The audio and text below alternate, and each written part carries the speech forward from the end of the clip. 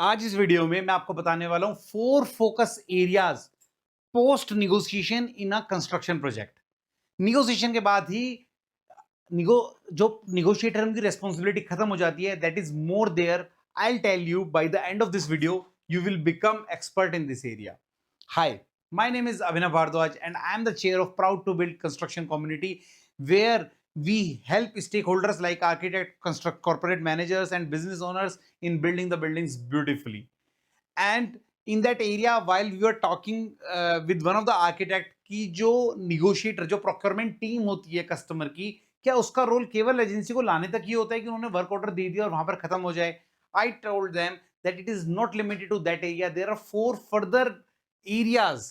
4 focus areas are there for the negotiating people to look while the project monitoring team is monitoring the project. तो क्या है ये 4 focus area? आइए समझते हैं। सबसे पहला एरिया होता है मोबिलाइजेशन। तो आपने एजेंसी फाइनल कर दी, उसके बाद में आपकी रिस्पॉन्सिबिलिटी होती है कि आप एजेंसी मोबिलाइज कर जाए, इस पे चेक रखें। उसके लिए क्या करना होता है? Number 1, we have to assign an engineer.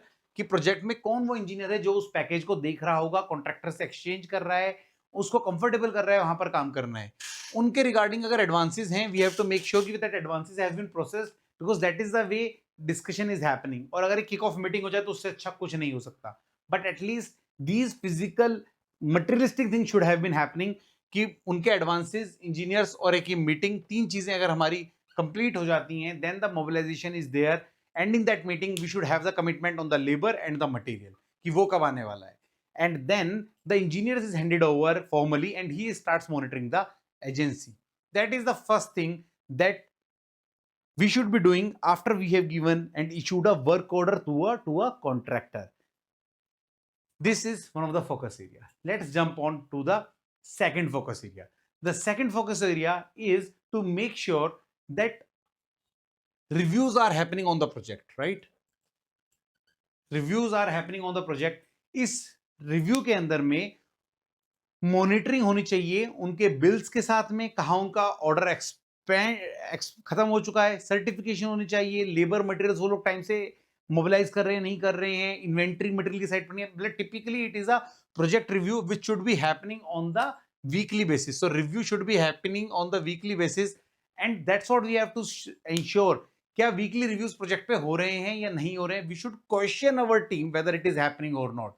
As a procurement negotiator we should always be talking, क्या हम रिव्यू कर रहे हैं, क्या प्रोजेक्ट पे रिव्यू हो रहा है, क्या कॉन्ट्रैक्टर रिव्यू में कॉल किया जा रहा है, because that becomes the thread जिसके थ्रू कॉन्ट्रैक्टर कल को परफॉर्म करने वाला है।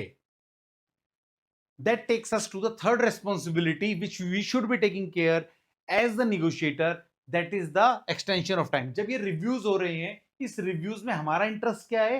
हमारा इंटरेस्ट एक पैरामीटर पे होता है, that is the extension of work. और एक्सटेंशन ऑफ वर्क दो तरह से होता है, इन terms of time, in terms of cost. तो जो हमने स्कोप ऑफ वर्क दिया था, अगर वो उसकी ड्यूरेशन खत्म हो गई है, so we should go and ask कि ये प्रोजेक्ट नेक्स्ट तक कंप्लीट हो रहा है, बिकॉज वो कॉन्ट्रैक्ट तो इनवैलिड हो चुका है। And we should facilitate its extension, maybe on same pricing, maybe whatever are the implications, जो भी हम कर रहे हैं we should do it then and there. बात तक होल्ड करके नहीं रखना चाहिए। लोग स्ट्रेटेजी लगाते हैं कि जब प्रोजेक्ट कंप्लीट होगा तब हम ऐसा कुछ करेंगे। Trust me, contractors also have their strategy. The right way is to address that problem right away, strategically address that problem and then give an extension in terms of time. Again, in terms of cost, अगर जो आपने items दी थे वो exceed हो गए हैं, इस पर भी बहुत लोग अटेंशन नहीं देते। अगर आपने 1000 क्यूबिक मीटर वर्क एक्सकवेशन का स्कोप देता और 1200 हो गया है, सो 200 का एक्सटेंशन हमें दे करके we should see the cost implication and give an input to the costing team की हमारे जो प्रोक्योरमेंट्स हैं वो किस वैल्यू के हो रहे हैं, right? That is the third area, that is extension of work in terms of time and cost, जो हमें ध्यान देना चाहिए। Now I take to the fourth important responsibility of the negotiation, की जब हमने बोला कि पूरा प्रोजेक्ट टाइम की टर्म में एक्सटेंशन मॉनिटर करते हुए कंप्लीट हो गया, यानी खत्म हो गया, काम खत्म हो गया, तब भी हमारी रेस्पॉन्सिबिलिटी खत्म नहीं होती है। We should make sure that whether we have received the final bills. और फाइनल बिल्स के लिए there is a complete handbook which we have created, which you can download it right away and streamline your handover of the contractors। क्या क्या typically काम करने होते हैं, we have mentioned it everything in a very detailed workbook which you can use it and streamline your handover. But what we are supposed to share when the completion has happened, have we received the final bills? We are supposed to receive a cumulative final bill, cumulative final bill, cumulative final bill. Once we receive that document, we have to file it, and that close the procurement life cycle of individual package from starting to the end. So these are the 4 focus area which should be there once we have given the LOI to the contractor. Now this is very important. Share these 4 focus area after the negotiation with the people who are into the negotiations in the construction project. और अगर आपकी team में जो भी negotiate करता है उनको भी forward कीजिए, so that they also understand it is not only the responsibility of giving the LOI and forget about it. It is not the way it is supposed to be done. Share this video with all the people who are leading the negotiations and make sure that they understand the nitty-gritties which impact the work after the negotiations as well when we have given the LOI.